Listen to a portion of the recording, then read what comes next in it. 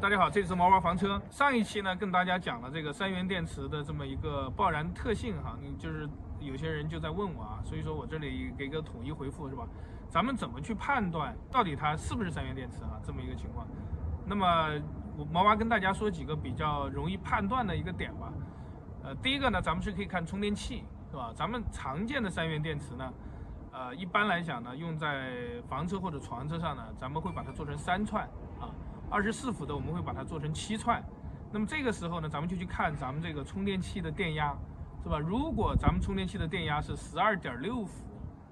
那么这肯定是3元电池了，因为铁锂电池呢，它的额定电压是12.8伏，啊，它的满充电压它会达到14.6伏，因为铁锂是4串嘛，它的这个充电截止是3.6，所以说如果一颗电池它的充电截止是12.6啊，正好是4.2的3倍，对吧？这就是3元电池。同样的道理呢。咱们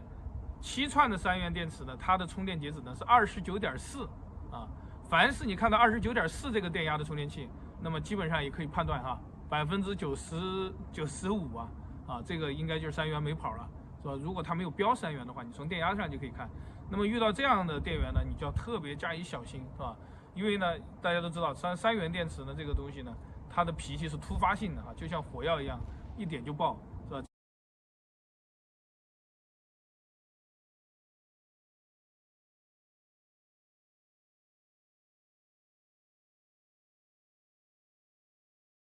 这个电池呢，起火还非常快，就是从你发现它着火，到这个火势干得很大，可能就是几秒钟，你根本来不及反应。所以说呢，一定要注意在使用3元电池的时候，如果你一定要用的话，切记你在周边没有易燃物，是吧？而且你要有一个就是通风比较好，而且你要能够想得到你脱身的这个一个撤退路线你都要想好。这个呢是毛娃跟大家的一个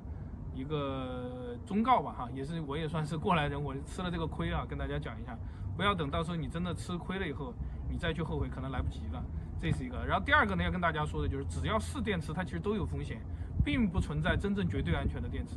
包括其实铅酸电池它在线路短路的时候，它还是会起火的，甚至它在充电的时候，它会产生氢气，它也可能会发生一些爆炸的问题包括磷酸铁锂电池，大家都说这个电池安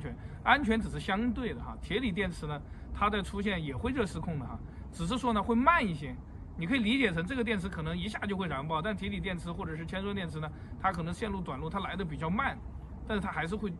会着火的它有这个可能性的，可能性存在。只有你自己内心的这种对这个东西的敬畏心还有这种防范心理的话，你才能最好的去规避这种风险，是吧？而不是完全没有概念然后等这个问题一旦出现以后